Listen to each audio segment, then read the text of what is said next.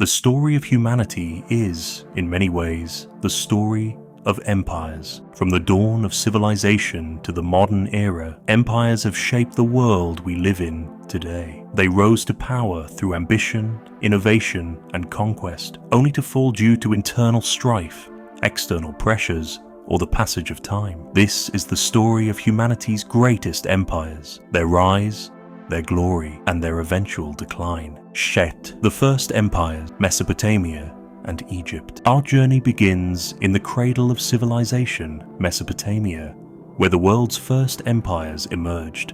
Around 2300 BCE, Sargon of Akkad united the city-states of Mesopotamia, creating the Akkadian Empire. This was the first time in history that a single ruler controlled a vast territory, setting the blueprint for future empires. Meanwhile, along the Nile River, the ancient Egyptians built one of the most enduring empires in history.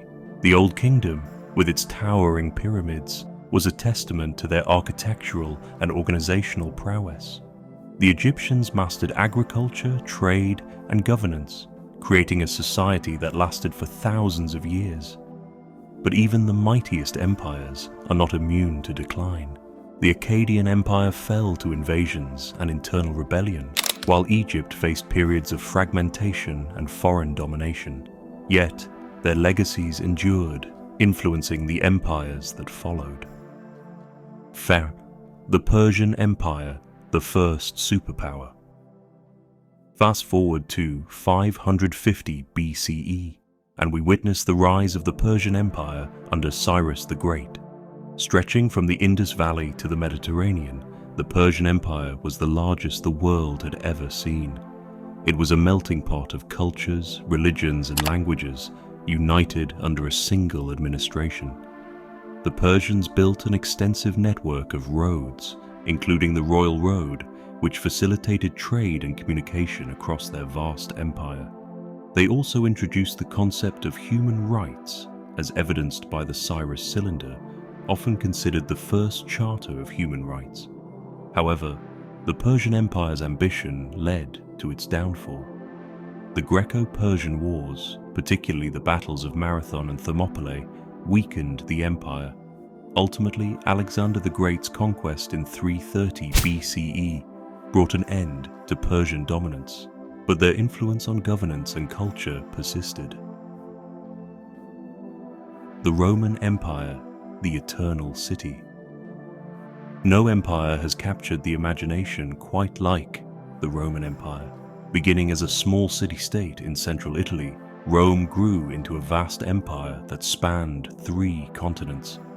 At its height, the Roman Empire controlled territories from Britain to Egypt and from Spain to the Middle East. The Romans were master engineers, building roads, aqueducts, and monumental structures like the Colosseum and the Pantheon. Their legal system, based on the 12 Tables, laid the foundation for modern law. The Pax Romana, a period of relative peace and stability, allowed trade and culture to flourish. But the Roman Empire's size and complexity also made it vulnerable. Internal corruption, economic instability, and external invasions by barbarian tribes led to its decline. In 476 CE, the Western Roman Empire fell, marking the end of ancient Rome. Yet, the Eastern Roman Empire, or Byzantine Empire, continued for nearly 1,000 more years, preserving Roman traditions and culture. The Mongol Empire, the largest land empire. In the 13th century, a new empire emerged from the steppes of Central Asia, the Mongol Empire. Under the leadership of Genghis Khan, the Mongols conquered vast territories, creating the largest contiguous land empire in history. At its peak, the Mongol Empire stretched from Eastern Europe to the Sea of Japan.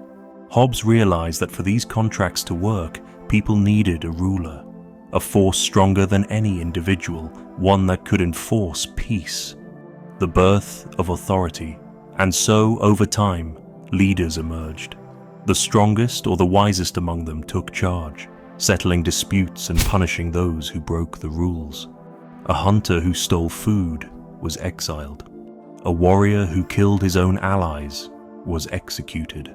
Slowly, rules turned into laws, and rulers became kings. Hobbes believed that only through this transformation, the transition from chaos to order, could humanity escape the endless cycle of violence. But this raised a new question. What kind of ruler was needed? A king, a council, a democracy? And once power was given to a leader, could the people ever take it back? That, Hobbes would answer in his greatest idea, the creation of the Leviathan, the all-powerful authority. As Thomas Hobbes sat in his study, watching England descend into chaos, he realized that fragile agreements between people weren't enough. A society could only survive if there was something strong enough to enforce order, something that no single individual could challenge. This idea led him to one of the most influential political theories in history, the Leviathan. But what exactly was the Leviathan, and how did it change the way people lived together in society? The problem with weak governments. Before Hobbes, many believed that kings ruled because of divine right, that God himself had chosen them. But Hobbes, ever the realist, had a different answer. People created rulers because they feared each other. He saw England's civil war as proof of what happened when authority weakened. The king and parliament were fighting for control, and in the process, law and order collapsed. Villages were raided, homes were burned, and common people suffered the most. Without a strong ruler, everyone's life was at risk. For Hobbes, the solution was clear. If people wanted peace, they needed to give up some of their freedoms to a ruler so powerful that no one could challenge him.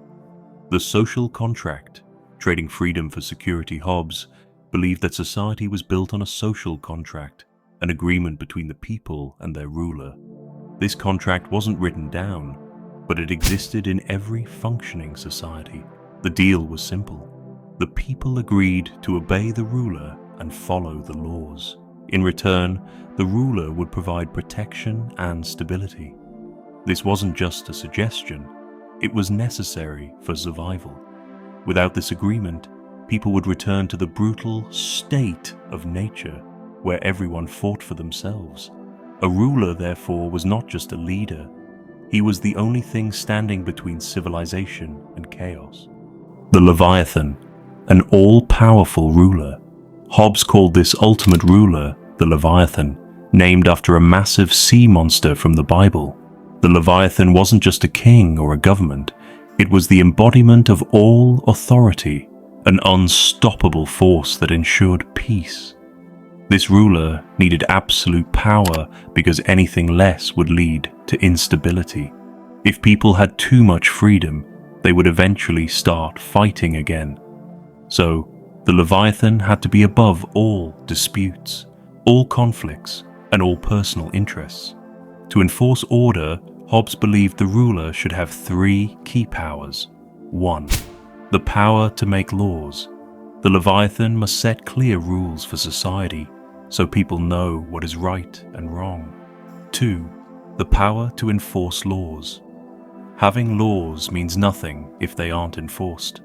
The Leviathan must have the means to punish those who break the rules. The power to control conflicts. The ruler must be strong enough to prevent rebellions and internal wars.